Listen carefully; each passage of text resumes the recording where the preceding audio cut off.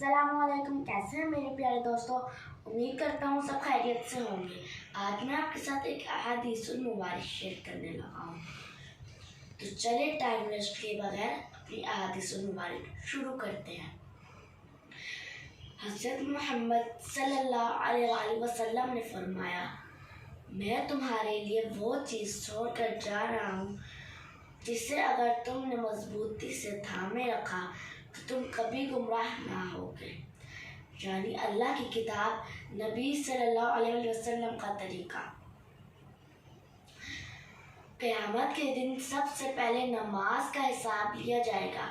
अगर बंदा नमाज के हिसाब में पूरा उतरा तो बाकी अमाल भी उसके कामयाब हो जाएंगे। अगर बंदा नमाज के हिसाब में पूरा ना उतर सका तो उसके बाकी अमाल भी ख़राब हो जाएंगे। अगर आपको मेरी ये वाली वीडियो पसंद आई तो लाइक शेयर ज़रूर कीजिएगा और आपका शुक्रिया अगर आपने मेरी वीडियो देखने के लिए टाइम निकाला।